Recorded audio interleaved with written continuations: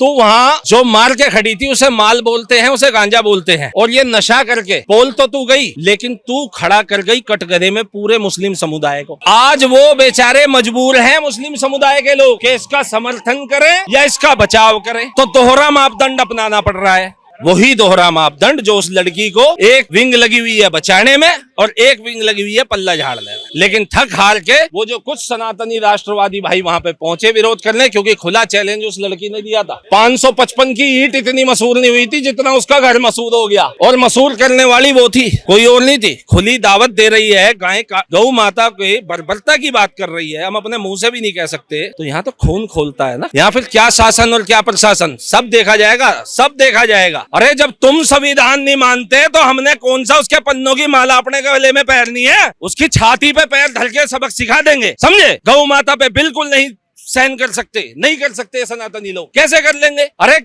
आज तुम्हें ये लग रहा है कि मुसलमान होना एक जुर्म है, एक मुसलमान को लग रहा है। कहीं ना कहीं तो कमी है ना। और वो कमी क्या है? वो मदरसई तालीम में, जो इस देश में जहर घोलती है, जिसको समय समय पे हम कहते आए हैं कि ये बंद होने चाहिए।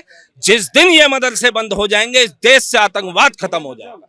उनकी एक 16 साल 17 साल की लड़की ये बोलने की हिम्मत कर सकती है दिल्ली के लाल किले के सामने खड़े होकर कि मैं गाय काट कर खाऊंगी। हमारे आदरणीय मुख्यमंत्री योगी आदित्यनाथ जी को गालियां बक सकती है, टकला बोल सकती है। क्यों बोल सकती है? क्योंकि उसको जमानत मिल जाती है और उसके समाज के लोग उसके साथ खड़े हो जाते हैं। अगर कोई भी मोहम्मद के ऊपर एक टिप्पणी कर दे तब तो तुम्हें पीड़ा हो जाती है। मैं मिसाल देता हूँ 2 महिलाओं की। इस देश के अंदर में जब नुपुर शर्मा ने एक टिप्पणी करी थी एक मौलाना के भड़काने के बाद में, क्या मौलाना ने शिवलिंग पे आपत्तिजनक टिप्पणियां करता रहा और तब नुपुर शर्मा दीदी ने एक टिप्पणी करी थी और उसकी वजह से ये सर तन से जुदा की बातें करने लग गए थे। बीजेपी ने उनको पद से हटा दिया था। अब दूसरी एक महिला जो हमारी गौ माता को काट कर खाने की बात करती है, हमारे उत्तर प्रदेश के आदरणीय मुख्यमंत्री जी को गालियां बकती है, उसको जमानत मिल जाती है कोर्ट से अगले दिन ही और उसको सबक सिखाने वाले लड़कों को जेल में डाल दिया जाता है। जो देश का माहौल बिगाड़ा जा रहा था कुछ दिन पहले, हमने एक लड़की को भी चांदनी चौक से बोलते हुए देखा। वो हालांकि उसने एक बात ये भी कही थी कि करोड़ों रुपए राम मंदिर में लगाए, इतने में आधा भारत आजादी मारता। पहली बात तो मैं कहूंगा, मेरी बहन तो तुझे किस उससे कहे, पर है चल तू एक महिला तो कहना पड़ेगा, क्योंकि हम हिंदू हैं, सनातनी है। तो वहां जो मार के खड़ी थी उसे माल बोलते हैं, उसे गांजा बोलते हैं। और ये नशा करके बोल तो तू गई, लेकिन तू खड़ा कर गई कटघरे में पूरे मुस्लिम समुदाय को। आज वो बेचारे मजबूर हैं मुस्लिम समुदाय के लोग कि इसका समर्थन करें या इसका बचाव करें। तो दोहरा मापदंड अपनाना पड़ रहा है। ऐसे ही मुद्दा आया था कुछ दिन पहले आई लव मोहम्मद का। भाई इसमें मैं मानता हूं हिंदू समाज को कोई आपत्ति नहीं होनी चाहिए थी। मैं तो कह रहा हूं भाई, ये तो तुम्हारे पास बहुत स्वर्णिम अवसर था, जहां कांवड़ यात्रा पे हम कह के थक गए, अपने ढाबों पे नाम लिखवा लो। तुम्हें तो सारे मीडिया वालों को आई लव मोहम्मद का ढाबों पे बोर्ड लेके पहुंच जाना चाहिए था। लगाओ तो सही, हम भी तो देखें। तो तुम मोहम्मद साहब से कितना प्रेम करते हो, कितनी आस्था है, तुम लगाओ। तुम अपने घरों पे लगाओ, तुम अपने ढाबों पे लगाओ, अपनी दुकानों पे लगाओ, अपने रिक्शाओं पे लगाओ, अपने जो गाड़ियां चलाते हो उस पे लगाओ आई लव मोहम्मद। किसने मना किया है? लेकिन नहीं करेंगे। क्यों? दोहरा मापदंड है। वही दोहरा मापदंड जो उस लड़की को एक विंग लगी हुई है बचाने में और एक विंग लगी हुई है पल्ला झाड़ने में। लेकिन थक हार के वो जो कुछ सनातनी राष्ट्रवादी भाई वहां पे पहुंचे विरोध करने, क्योंकि खुला चैलेंज उस लड़की ने दिया था। 555 की ईंट इतनी मशहूर नहीं हुई थी जितना उसका घर मशहूर हो गया। और मशहूर करने वाली वो थी, कोई और नहीं थी। खुली दावत दे रही है, गौ माता की बर्बरता की बात कर रही है, हम अपने मुंह से भी नहीं कह सकते। तो यहाँ तो खून खोलता है ना। यहाँ फिर क्या शासन और क्या प्रशासन, सब देखा जाएगा, सब देखा जाएगा। अरे जब तुम संविधान नहीं मानते तो हमने कौन सा उसके पन्नों की माला अपने गले में पहननी है? उसकी छाती पे पैर धर के सबक सिखा देंगे, समझे? गौ माता पे बिल्कुल नहीं सहन कर सकते, नहीं कर सकते सनातनी लोग। कैसे कर लेंगे? अरे घर में कोई भी पूजा प्रतिष्ठान होता है, बिना गाय के तो हमारे पूजा ही संपन्न नहीं होती है। और तुम मूर्ख लोग उस पे बर्बरता की बात करते हो। हम तो कह रहे हैं तुम आई लव मोहम्मद लगाओ, तुम जितने भी कांवड़ यात्रा में ढाबे पड़ते हैं सब पे लगाओ। अरे तुम प्यार मोहम्मद साहब से करते हो, ढाबे तुम श्री गणपति के खोल के बैठे हो, वैष्णो मैया के खोल के बैठे हो, हर हर महादेव के ढाबे खोल के बैठे हो। अरे क्या दोहरा चेहरा है तुम्हारा, क्या दोहरा चेहरा है? मतलब आज तुम्हें ये लग रहा है कि मुसलमान होना एक जुर्म है, एक मुसलमान को लग रहा है। कहीं ना कहीं तो कमी है ना, और वो कमी क्या है? वो मदरसई तालीम में जो इस देश में जहर घोलती है, जिसको समय समय पे हम कहते आए हैं कि ये बंद होने चाहिए। जिस दिन ये मदरसे बंद हो जाएंगे इस देश से आतंकवाद खत्म हो जाएगा।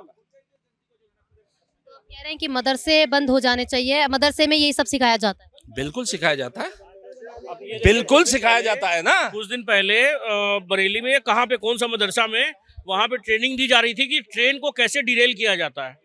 ठीक है, अभी भैया एक बार ये बात बोल रहे थे कि वो नया ये सौरभ भारद्वाज और आम आदमी पार्टी वाले लोग पानी भर करके ये कर रहे हैं और वो दिखा रहे हैं, रेखा गुप्ता के पास लेके जा रहे हैं। तो एक बात बताइए, ये तो उनकी सरकार की विफलता है ना कि ये जो अभी दर्शा रहे हैं रेखा गुप्ता के पास में जो पानी जो भेज रहे हैं, ये तो उन्हीं की सरकार की विफलता है। और जो लोगों को जो ऐसी क्या मानसिकता है इन लोगों की जो खुली चुनौती दे देते हैं कि हम गाय काट के खाएंगे, किसी में दम है तो रोक लो। मैम देखिए, वो जो बोलते हैं ना कि भाईचारा आपस का, मतलब इन लोग सुनाते हैं हिंदू धर्म को कि देखो तुम इतने मने वो हो, कायर हो या जो भी हो, तुम कुछ नहीं कर सकते, मगर एक लड़की में ये इतना कुछ भरा हुआ है। तो सोचिए हिंदू माने ये मुसलमान लड़कों में कितना कुछ होगा।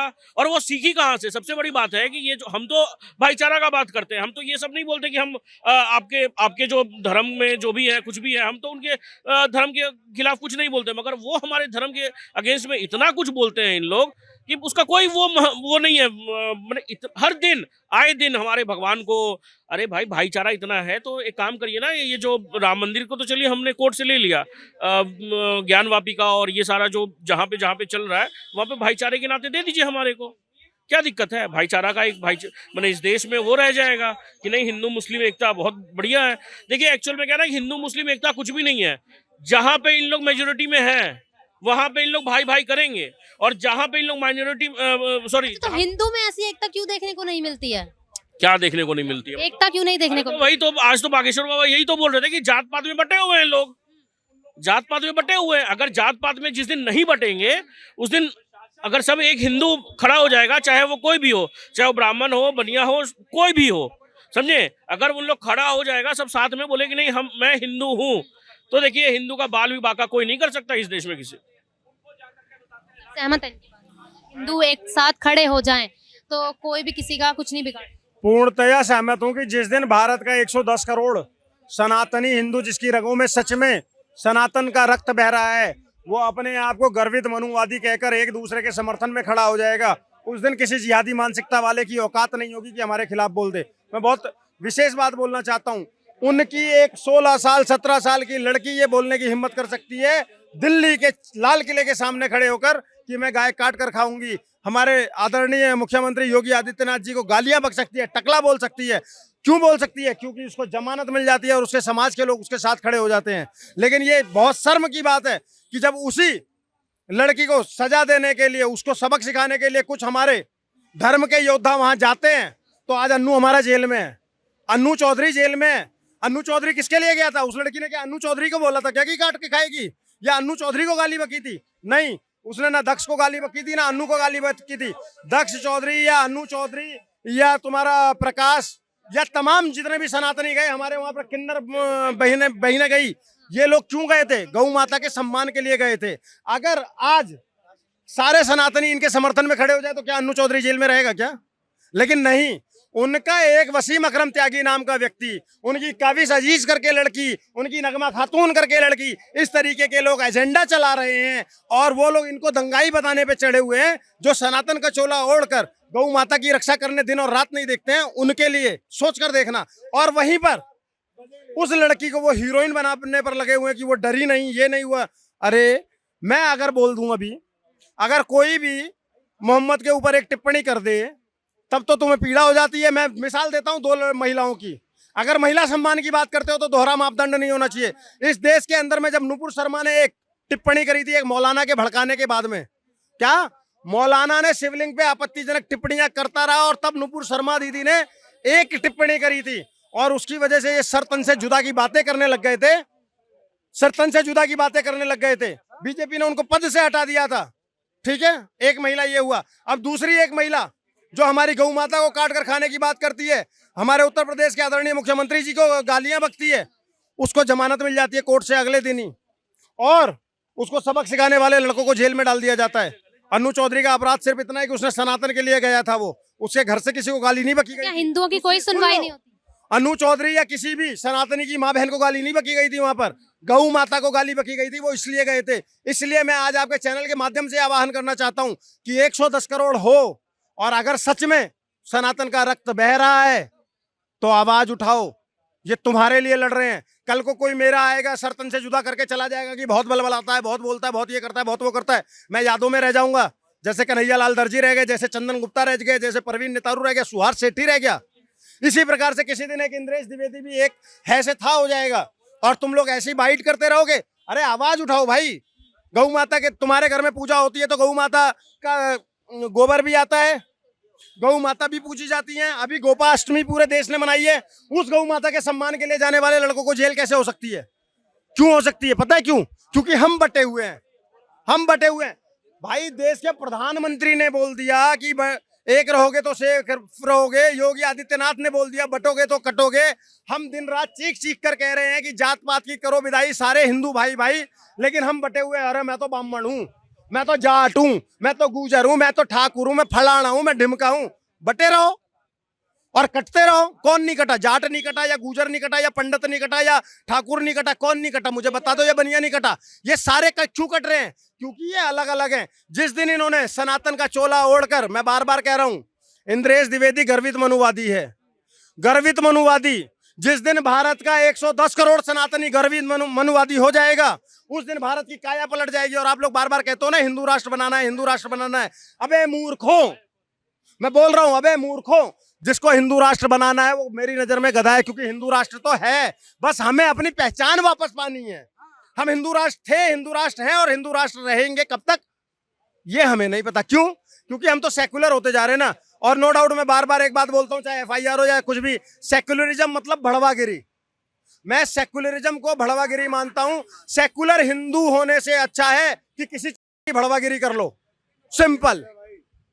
और मैं डंके की चोट पर ठोक ठोक कर कहता हूं, जिसको मनुवाद से आपत्ति हो, जिसको मनु महाराज से आपत्ति हो, ये इंद्रेश द्विवेदी पुत्र जयकांत द्विवेदी ये ऐलान करता है कि गर्वित मनुवादी है, गर्वित मनुवादी रहेगा। और जिसकी अम्मा ने दूध पिलाया, एक बार मनुवाद पर मेरे साथ में बैठकर खुली डिबेट कर लो, जगह उसकी, समय उसका, खुला डिबेट कर लो। और अगर मनुस्मृति को गलत ठहरा दोगे, पैरों से निकल जाऊंगा। अच्छा, हिंदुओं की सुनवाई नहीं होती है। आपने कहा कि अन्नू चौधरी जो है वो अभी जेल में है, तो क्या हिंदुओं की कोई सुनवाई नहीं होती? मैंने क्या बताया? सुनवाई उसकी होती है, एकता में बल होता है। क्या कहते हैं? बंद मुट्ठी लाख की, खुल गई तो खाक की। हम बटे हुए हैं ना। मैंने अभी आपको बताया, फिर बता रहा हूं, जब तक हम बटे रहेंगे हमारी सुनवाइयां नहीं होती रहेंगी। अरे आज जेल में है, कल को मेरा भाई है, हम जमानत करा लेंगे, छुड़ा लेंगे, हमें नहीं समस्या है। लेकिन उनका क्या करूं? जो उमेश कोल्हे चला गया, जो चंदन गुप्ता चला गया, जो प्रवीण नेतारू चला गया, कल को हम में से कोई चला जाएगा, कहां से लाओगे उनकी माँ का वो लाल? हमारा देश तो हमेशा बस ऐसी आंख मूंदे बलिदान बलिदान बलिदान। कभी भगत सिंह फांसी झूल जाते हैं तो कभी चंदन गुप्ता मारा जाता है। करो ना तुलनात्मक। कभी चंद्रशेखर आजाद खुद को गोली मारनी पड़ जाती है उन्हें। क्यों? क्योंकि तब भी हम सोए हुए थे, आज भी हम सोए हुए हैं। नहीं तो हम तो आपको लगता है, एक छोटी सी बात बता रहा हूं, जिस धर्म के एक एक योद्धा 10-10 हजार को मारने की काबिलियत रखते थे, क्या वो कभी गुलाम हो सकते थे क्या? लेकिन हम 1000 साल गुलाम रहे। क्यों रहे? और नैरेटिव देखो कितना दोगलापन गढ़ा जाता है। अब एक और बात बता देता हूं, बोला जाता है कि हम 1000 साल से गुलाम, हुण आए, शक आए, पाषाण आए, मुगल आए, तुर्क आए, अफगान आए, अंग्रेज आए, गुलाम रहे। भारत जब गुलाम था तो ब्राह्मणों ने किसी का पानी पीने का अधिकार कैसे रोक लिया? मुझे ये समझ में नहीं आया आज तक। जब क्या ब्राह्मण तब भी राजा था क्या? अगर वो भी गुलाम था तो उसने किसी का पानी कैसे रोक लिया? ठाकुरों ने कैसे रोक दिया किसी का पानी? ये फेक नैरेटिव गढ़े गए हैं। इस बात को समझना, सिर्फ और सिर्फ हिंदू को बांटने के लिए। और मैं बार बार कह रहा हूं कि जो सनातनी हैं, जो सनातनी है वो सब लौट आओ। और जो दोगले हैं, जिनके अंदर सेकुलरिज्म का कीड़ा घुस गया है, हमें भैया ऐसे भड़वों की जरूरत नहीं है, तुम रहो जहाँ रहना है। अच्छा, जो आप कह रहे हैं कि एकता में बल है, तो आपको ये एकता देखने को कब मिलेगी? क्योंकि पद यात्रा निकालने से या हिंदुओं को एकजुटता करने से क्या सब लोग जुड़ पाएंगे, बल होगा? मैं आपको एकता दिखा देता हूँ यहाँ पर। ये जितने भाई मेरे खड़े हैं सब एक ही है ना। अभी यहाँ पर किसी जिहादी को बुलाकर बोल दो कि मुझे मार दे, तो एकता है, लेकिन मुट्ठी भर एकता है। जिस दिन 110 करोड़ की एकता होगी ना, उस दिन माहौल बदलेगा। हम हैं, ऐसा नहीं है। कैसे जगाया जा अभी हम गिने चुने हैं। मेरे देश को, मेरे समाज को एक समस्या है मेरे भाई। मेरे समाज में सबको भगत सिंह चाहिए लेकिन अपने घर से नहीं चाहिए, सबको राणा प्रताप चाहिए लेकिन अपने घर से नहीं चाहिए, सबको पृथ्वीराज चौहान चाहिए लेकिन अपने घर से नहीं चाहिए, पड़ोसी से चाहिए। यही एक समस्या है। मैं बार बार बोल रहा हूँ, हर हिंदू 4 लौंडे पैदा करे, 2 धर्म के नाम पे छोड़ दे, 2 कमाने के लिए छोड़ दे। आज ये बात मैं बोलने को तैयार हो रहा हूँ। क्यों बोल रहा हूँ?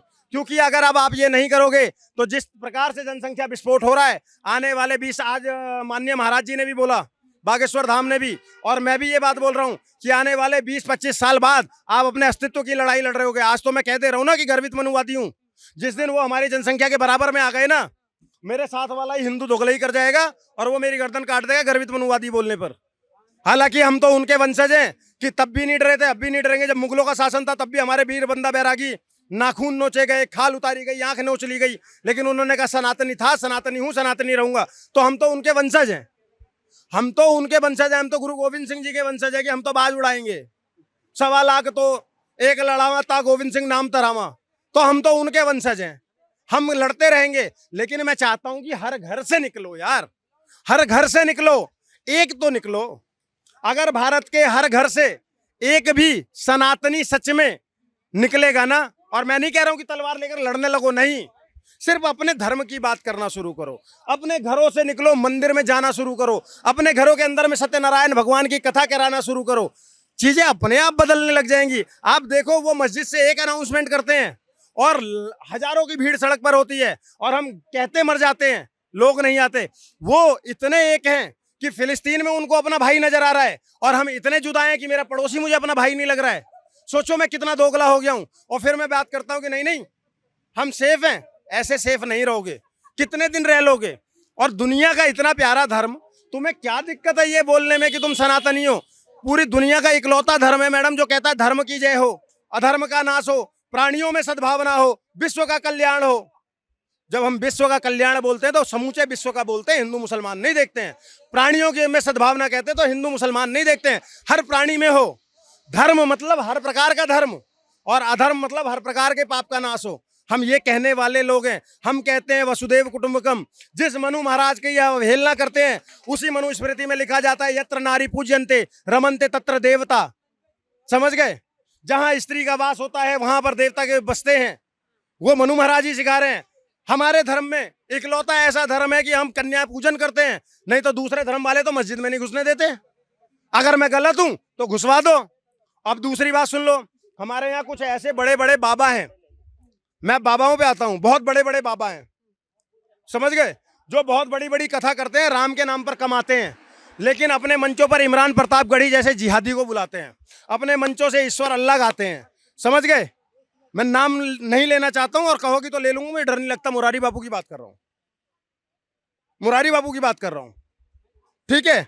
ये लोग अजान होती है तो अपनी राम कथा बंद कर देते हैं। मतलब कि आप खुद दिखा रहे हो कि आपका ईश्वर उसके ईश्वर से छोटा है, जो वो कह रहा है कि उसका ईश्वर सबसे बड़ा है। समझ रहे हो? ये फर्क है। जिस दिन हम ये बदलेंगे उस दिन हम एक होंगे। लेकिन हमारी समस्या यही है ना कि हम एक होना ही नहीं चाहते। अभी मैं बोलकर जा रहा हूँ, कोई एक हिंदू आकर बोलेगा अबे ये तो कुछ भी बोल रहा है, ये तो कुछ भी बोल रहा है। ये समस्या है। आप जब तक एक नहीं होगे ना, तब तक आप सेफ नहीं रहोगे। सीधी सी बात है।